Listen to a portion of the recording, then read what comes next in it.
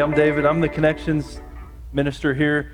That means just people, things, groups, game changers, people who serve in different areas and helping new folks get plugged in around here. That's what I do. I got a question for you to start off. Have your parents ever embarrassed you? Have your parents ever embarrassed you? Are your parents embarrassing? Does your mom and dad, do they ever do anything that just makes you cringe? I'm 34 years old and I still wake up in a cold sweat thinking about things my parents did when I was young, because parents can be really embarrassing.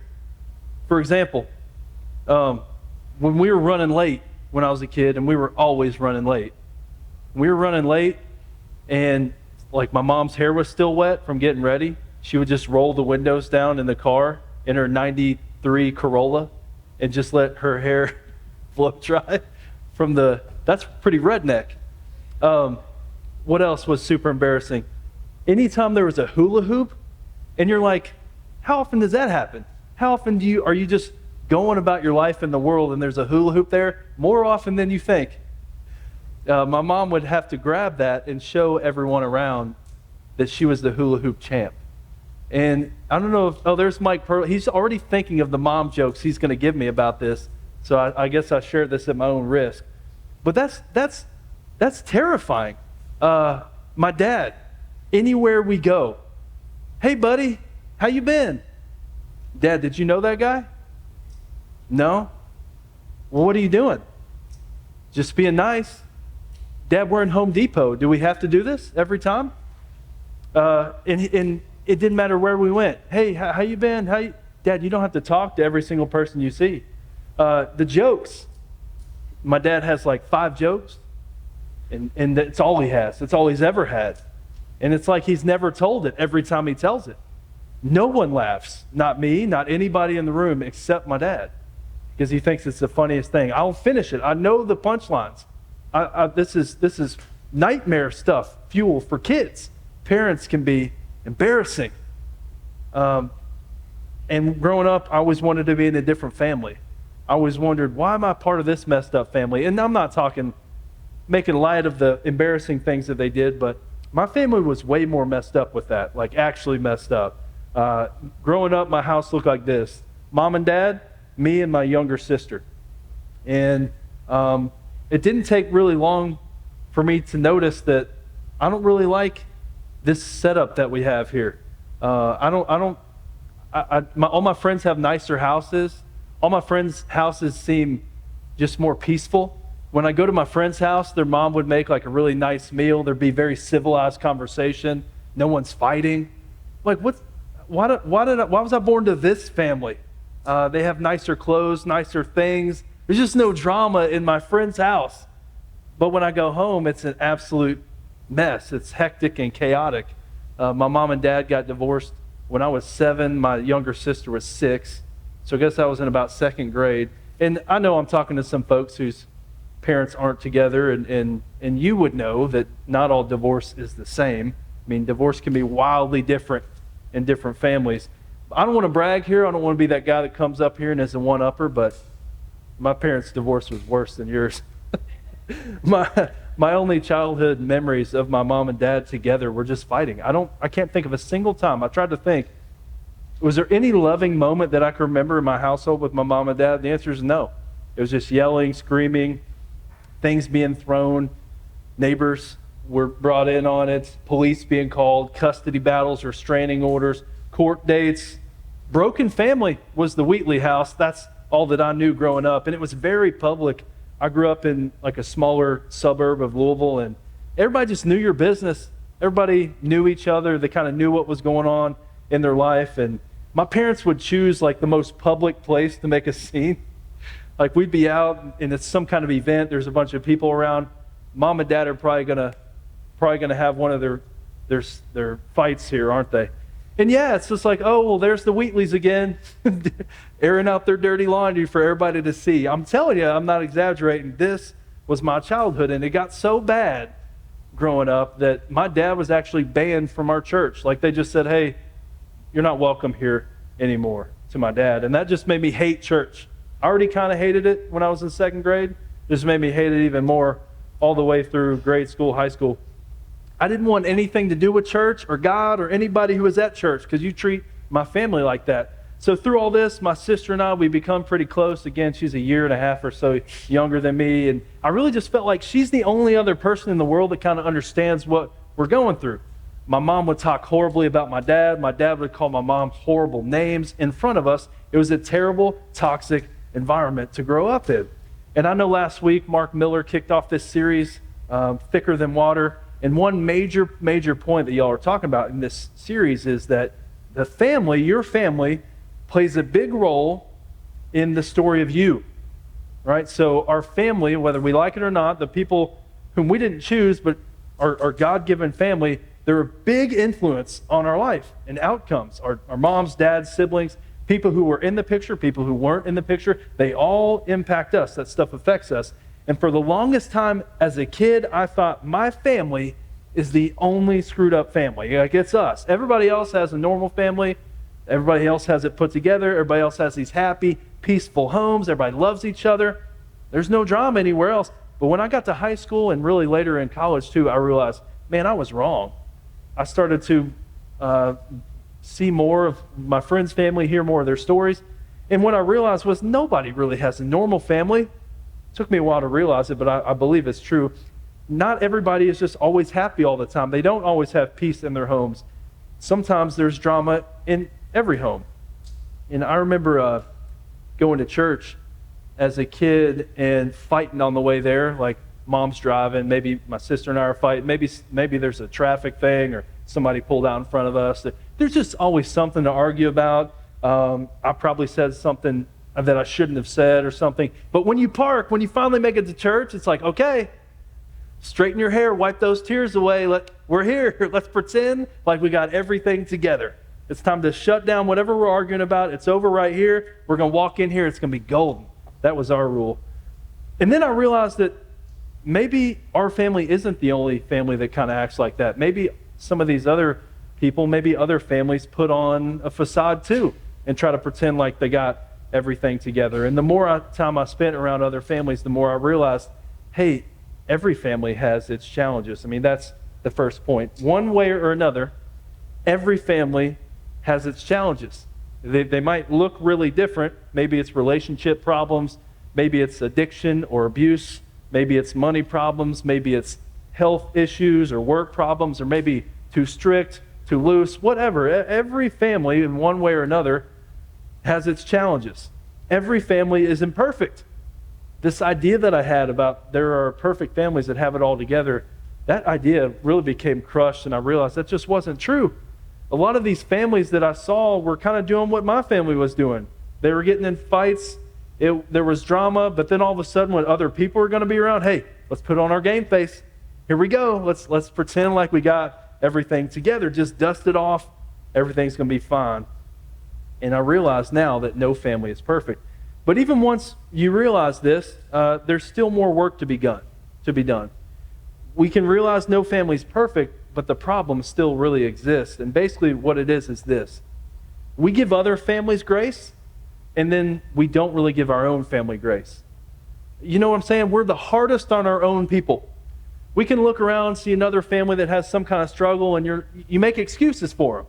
But your own people that God gave you in your own house, man, no, there's no room for grace there. It takes a lot to forgive in that context. We're hardest on our own families. And if this series is about God using people who are imperfect, here's what happens. We either count our family out or we count ourselves out when we don't give grace to our own family. God, yeah, I know you use imperfect people. Like, I've seen what you've done. I've heard what you've done with Moses and David and Jonah and Paul and all these different people who are imperfect. I know what you do, God, but you don't know my family. Like, we're a different kind of messed up. Sure, you can use these other people and work through kind of their kinks, but my family's actually too crazy. And me, well, I mean, I came from them. I mean, I look like them. In some ways, I act like them. There's no way you can use me, God. We count our family out, and in turn, we count ourselves out because of the craziness that we've seen in our house. But I want to tell you one story from the Bible today that really challenges this idea. Just one story tonight There are dozens of stories that really do, but I'll just share one with you tonight. And I need some help. This is a colorful story. It's got a lot of action and drama already, but I want the point to really soak in, so I need a couple volunteers. Thankfully, John and Courtney Faust said they would help me out before here. So if y'all could, and then what I need, are there any brothers? I need 2 brothers. Are there 2 brothers anywhere in here? 2 brothers. Come on, I need 2 brothers to come on up here. Come on up, guys. Wait, are y'all twins? Perfect. All right, come on up. What's your name? Kyle. David? Connor. Kyle and Connor. John and Courtney. All right. So, hey, we're in Genesis 25, and y'all remember a guy named Abraham? Father Abraham. What do you know about Father Abraham? A lot of sons. He sure did. Well, here's 2 of them, Kyle and Connor. And actually, you're his grandkids. Father Abraham had a son, and his name was Isaac. This right here is Isaac, okay? And this is his lovely wife, Rebecca. Isaac and Rebecca, okay? Look, they can look like they got it all together now. Things are about to get weird. So, Isaac and Rebecca, we're picking up in Genesis 25, and I believe it's up here. They had 2 sons. And the boys grew up. We're beginning in verse 27. And they were Esau and Jacob right here. Esau became a skillful hunter, a man of the open country. Let's see. I think you're going to be Esau. Yeah, show us your bow. Okay, look, that's flawless. And actually, Dad, Isaac, I need you to stand over here. And Jacob, would you come over here, buddy? And you're going to stand over here next to Rebecca. Okay, so here we're telling the story. We've got Esau over here, a skillful hunter. Isaac, who had a taste for wild game. This guy just loves wild game. He really favored this son because this guy, if it's brown, it's down. He would just kill. He was a great hunter. Well, once when Jacob was cooking some stew, so let's not leave Jacob out, okay? Jacob's a favorite son too, but he just wasn't a big hunter. He kind of liked to chill at home, hang out in the tent. But you're cooking some stew. I borrowed this from my kids, so just whip it up. And Esau came in from the open country, and look, he's hungry. He said to Jacob, his brother, he said, "Hey, let me have some of that red stew." You gotta look at your brother and just look like you're so hungry. Like, man, these hot dogs we ate did not hit the spot. I am famished. He needs some stew bad. Look at this guy. He's a big lentil guy, and he really wants some stew. All right, so he's over here dying. So he said, "Quick, let me have some of that red stew. I'm famished." Jacob over here says, "First, sell me your birthright." I mean, look at him, and you're basically scheming over here. You're right, because he was technically born first. The birthright means everything. He's got the power, the resources. Dad here can only give him to one of the sons. Okay, so he knows that Esau's got it because he's the favorite. He was born first. But Jacob, he sees an opportunity to capitalize here. I don't know what happened to this thing, but this symbolizes the birthright. And, this was basically Esau's to lose. But look, this dude's so hungry, so he wants to sell him the birthright for this stew, and that's what they're going to do. They're going to do an even trade. So he gets the stew here, and look, now you got the birthright. Look at that. Man, he was in a moment of weakness there. It says that Isaac then he despised his birthright. So here's what happens after that, okay? Time goes by. Dad, Isaac here, he's growing old. And he ends up on his deathbed. His vision's not very good. This is selling it. Good job, brother. And he knows that his time is coming. And what's he love more than wild game? Well, he just says, "Hey, I want my last meal, son. Esau, I want you to go out, and I want you to kill me some wild game and cook it up for me real nice for my last meal." Meanwhile, Rebecca, she's been over here quiet. She's been scheming the whole time. She hears this thing, and remember, her favorite son, Jacob, over here, she wants him to get the blessing. We're talking about daddy's inheritance. Only goes to one. It's supposed to go to this guy. He sends him out hunting. His vision isn't too good anymore, but Rebecca says, "Hey, Jacob, your brother's out there trying to hunt. You need to go in there, kill 2 of the best goats we got. I'm going to cook it up. And you go in there, you pretend that you're Esau. Wear his clothes. He's got, it says in here, Esau had great lettuce, so he's basically a little bit hairier. He's going to walk up here. He's going to pretend, again, Dad's on his deathbed, can't see. He's old and feeble. So you have told him to come up here. You're even a little worried, like, "Are you sure, Mom?" And she goes, yeah, you need this, son. Okay, so you're out hunting like over there, and you're okay. So Jacob comes in, and poor old feeble dad, and he says, "Dad, I got your meal here. I cooked you up some wild game." And here's what you say to him. You say, "How'd you kill it that fast? I know you're a good hunter, but," and this is terrible what you're about to say. "God gave it to me." Ooh, man, devious. But you give it to him, okay? And you're like, "Wow." And you're like, "These are the clothes you're my son Esau. You've made sure that this is Esau, but it's not. He's scheming, right?" Okay, so meanwhile, dad has this stew. You're about to give Esau the blessing. This is all the inheritance. It's all you, buddy, because he knows he's dying. He's blessed you with the inheritance. Okay, so perfect. Now you're going over. You and mom are celebrating. Meanwhile, Esau comes back in from his hunt. Come on back in. "Hey, your dad's eating. What's up?" "Dad, I got you this food." "What are you talking about? I'm already eating my food, right?" That's exactly, he knows it. "Where'd you get this?" "What do you mean? Esau gave it to me." "Yeah, I just talked to you. Who are you?" He is Esau. And then this family feud persists for years and years and years. Jacob has to flee. This is where we have some fun. And Esau runs after Jacob and his birthright. And okay. All right, hey, can we give these people a round of applause? That was so well done. I don't have any. I actually need that cash. I'm just a poor minister, but here, y'all can have one of these. These are pretty old school. These are sweet. Yeah, these are some throwbacks here. Yeah, this is your real birthright. Here you go. All right. Yeah. Hey, good job. Good job. Thank you. Thank you. Yeah. All right. Okay, so then the story picks up, and this is kind of the final scene here, is that Esau heard his father's words, and he burst out with a loud and bitter cry. This is chapter 27, verse 34. "Bless me too, father," he says to Isaac. "Well, your brother came and he deceitfully took your blessing."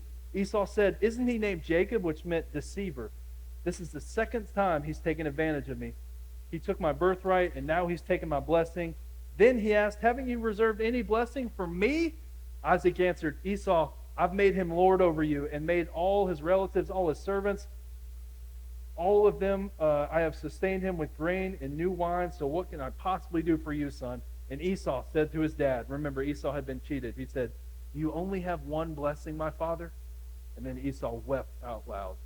Sad, sad story. And sadness turned to anger, and eventually Esau brought out the sword and he declared to his family, "I'm going to find my brother and I'm going to kill him." So Jacob runs. There's a divide in the family, a broken family, a fractured family for decades.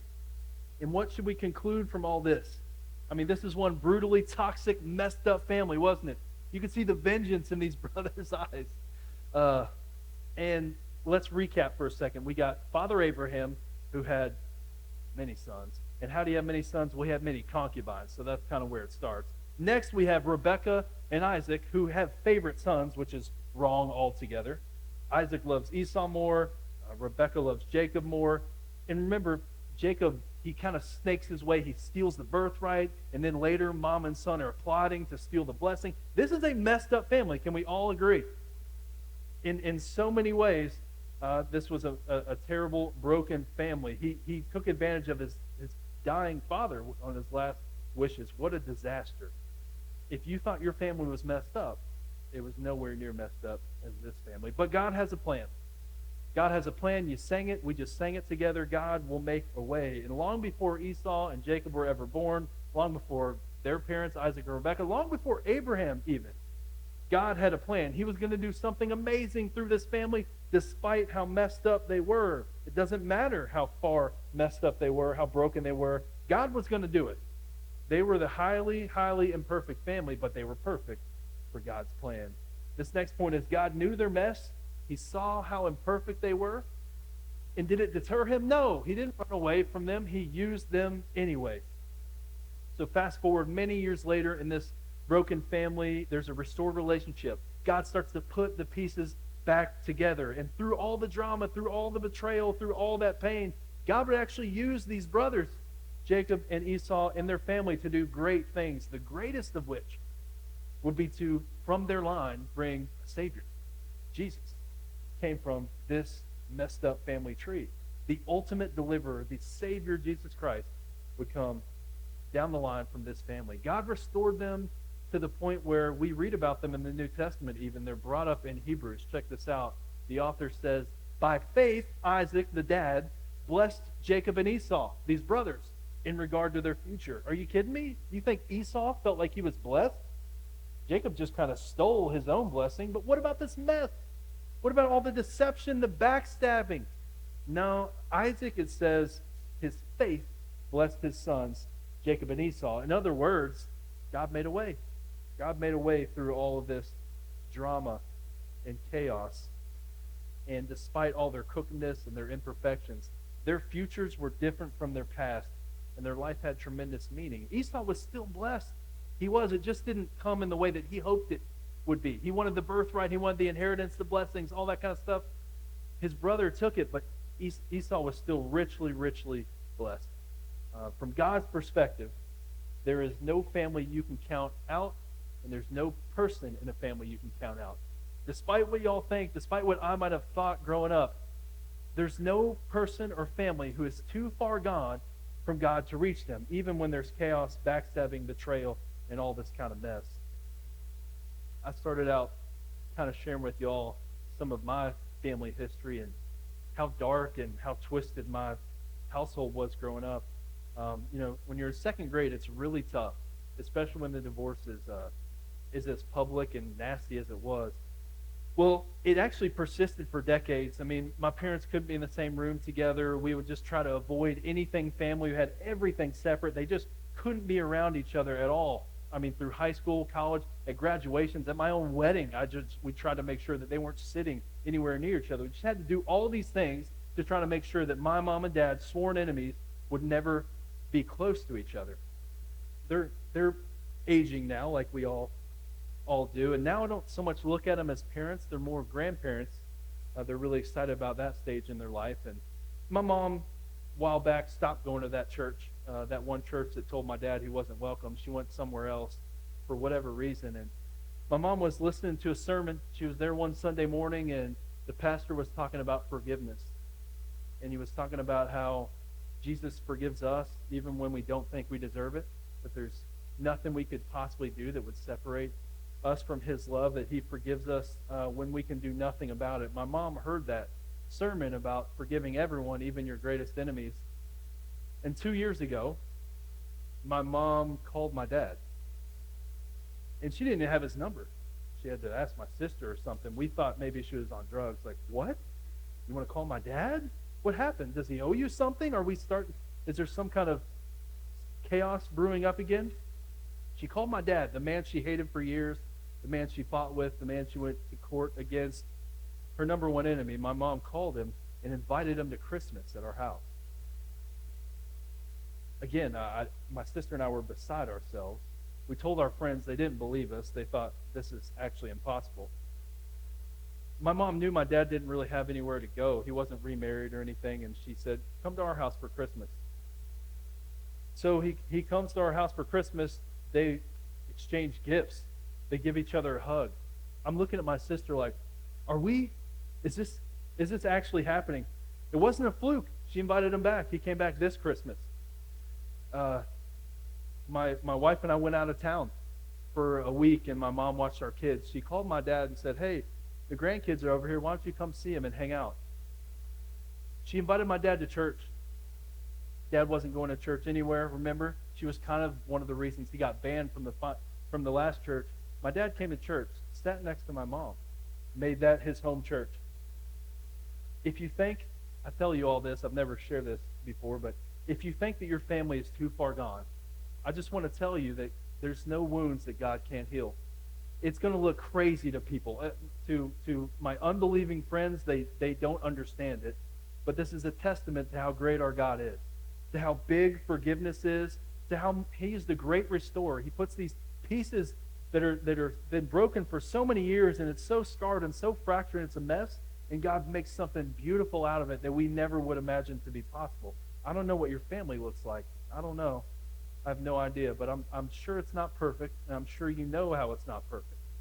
I know you know the ways that it's broken, but the message tonight, the biggest message is, your family's story is not finished, so don't count them out and don't count yourself out. I never would have believed any of that stuff would have been possible. But here my mom and dad are like text now about being grandparents. If we count God out, if we count the people in our family too far from God's reach, or yourself because you're part of that family, I'm telling you, you're wrong. Just watch and see what God does. It might take a lot of time, but God is faithful. I wanted you to see what God did through Isaac, Jacob, Rebekah, Esau. From a divided and messed up family, he brought restoration. And through that line, he brought Jesus. He brought hope. He brought healing and peace to the world. In my divided and messed up family, a kid who hated church, it's a pastor. I mean, there's some humor in that too, right? God redeems things farther than we could ever have imagined. Out of the flames of an ugly, long-lasting, nasty public divorce, they're now put out. Forgiveness won, peace won, and I pray that God gets all the glory for it. What will he do through you? What does God have in store through your family? I hope and pray that you have a heart that's open to it, that you don't count God out.